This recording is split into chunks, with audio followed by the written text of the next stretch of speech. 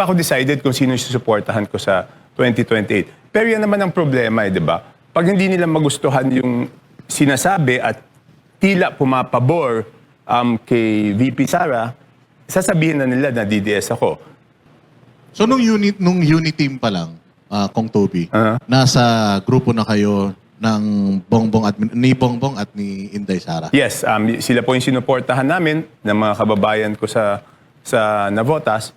So, yun po. Pero hindi ako naging active nung kampanyang yun. Okay. Kasi tumatakbo yun ako noon bilang congressman noong 2022.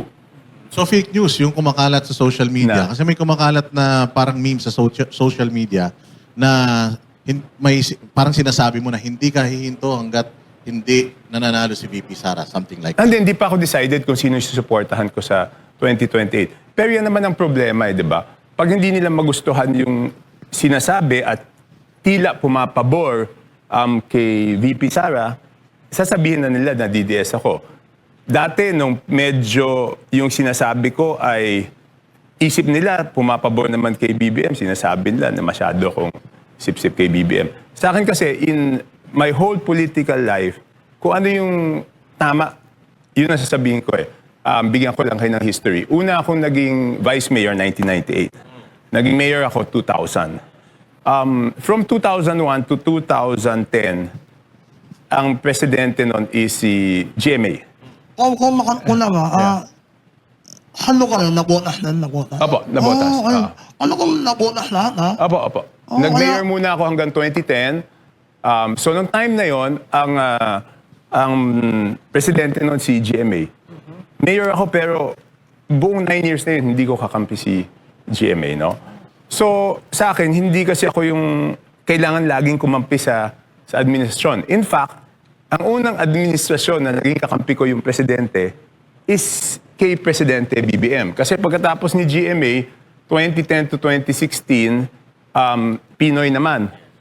In the beginning, sumama ako sa majority sa House, pero di ba in-impeach si CJ Corona nun? Ako yung lone witness ni CJ Corona na nagsabi sa lahat ng miyembro ng House of Representatives na hindi naman pinabasa sa amin yung impeachment complaint na yun, di ba? So, even napaka-popular ni Pinoy nun, at siyempre, hindi naman ganun kapopular si CJ Corona. Kung ano yung totoo, sinabi ko. 2016, hindi si President Duterte ang sinuportahan ko. So, nung nagbotohan kami sa Congress noon, hindi rin ako majority noon. Independent din ako noon.